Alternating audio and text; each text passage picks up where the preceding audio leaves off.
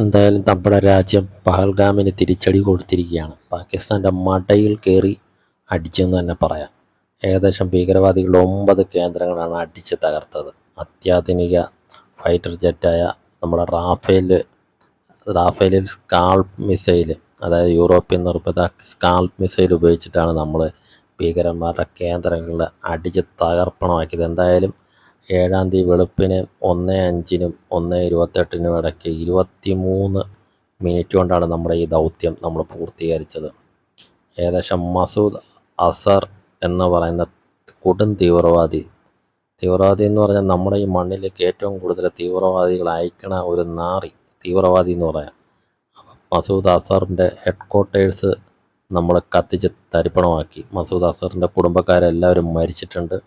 മാത്രമല്ല ജെയ്ഷെ മുഹമ്മദിൻ്റെ head quarters, ഭീകരവാദ കേന്ദ്രങ്ങൾ, ട്രെയിനിങ് ചെയ്യുന്ന ഏകദേശം 9 സ്പോട്ടുകൾ നമ്മൾ സ്പോട്ട് ചെയ്ത് അടിച്ചിട്ടുണ്ട്. അപ്പം ഏകദേശം 100ഓളം ഭീകരന്മാർക്ക് പരിക്കും 17ഓളം ഭീകരന്മാർ കൊല്ലപ്പെടുകയും ചെയ്തിട്ടുണ്ട്. 23 മിനിറ്റ് കൊണ്ട് നമ്മുടെ സൈന്യം പാകിസ്ഥാനിലെ തീ മഴ വീഴ്ചെന്ന് പറയാം. അമ്മാതിരി തിരിച്ചടിയാണ് നമ്മുടെ രാജ്യം കൊടുത്തിരിക്കുന്നത്. എന്തായാലും പഹൽഗാമിൽ നമുക്കറിയാം ഏകദേശം 26 സിവിലിയൻസ് മരിച്ചിട്ടുണ്ടായിരുന്നു, കൊല്ലപ്പെട്ടിട്ടുണ്ടായിരുന്നു.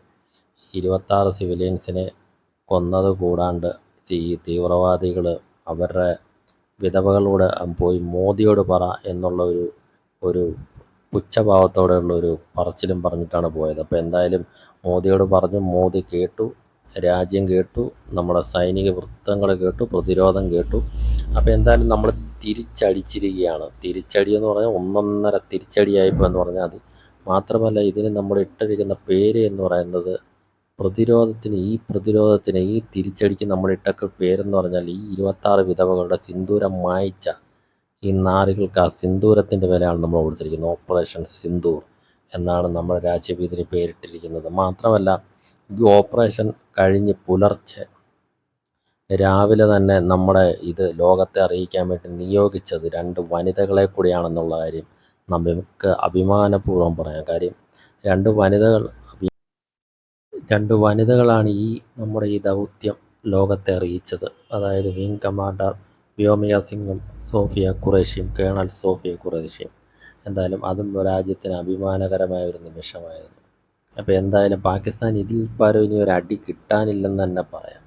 കാര്യം മൊത്തത്തിൽ അത്രയും തരം താഴ്ത്തി, അത്രയും അടിച്ച് നാണം കെടുത്തിയിട്ടുള്ള രീതിയിലാണ് നമ്മുടെ ഇപ്രാവശ്യത്തെ വരവെന്ന് തന്നെ പറയാം. കാര്യം നമ്മൾ പുൽവാമയ്ക്ക് ശേഷം തന്നെ നമ്മൾ കൊടുത്തതാണ് നല്ല അടി. നമ്മുടെ ഉറിയിൽ നടത്തിയ സമയത്ത് പുൽവാമയിൽ നമ്മൾ അടിച്ചാണ് നല്ല അടി, ഒരു സർജിക്കൽ സ്ട്രൈക്ക്. അതുപോലെ തന്നെ നമ്മളിപ്പോഴും കൊടുത്തിട്ടുണ്ട്. അപ്പോൾ എന്തായാലും പാകിസ്ഥാൻ വിചാരിച്ചിരുന്നത് 7-ാം തീയതി മോക്ക് ഡ്രില്ലൊക്കെ നടത്തില്ല, അത് കഴിഞ്ഞിട്ടേ ഉള്ളതെന്നൊക്കെ വിചാരിച്ചിരുന്നതാണ്. അപ്പോൾ എന്തായാലും നമ്മൾ അതിന് മുന്നേ കയറി ഞങ്ങൾ പൂശിയിട്ടുണ്ട്. പാകിസ്ഥാൻ ഇനി അടിക്കാൻ വന്നു കഴിഞ്ഞാൽ പാകിസ്ഥാൻ്റെ വിധി ഇനി അതായിരിക്കും. പാകിസ്ഥാൻ്റെ തീരുമാനമാണ് ഇനി പാകിസ്ഥാൻ്റെ വിധി. അപ്പോൾ എന്തായാലും നമുക്കിനി കാത്തിരുന്ന് കാണാം ഇനി എന്തായിരിക്കും പാകിസ്ഥാൻ്റെ വിധി എന്നുള്ളത്. പാകിസ്ഥാനിലെ തീമഴയാണോ ദീപാവലിയാണോ നമുക്ക് കാത്തിരുന്ന് കാണാം.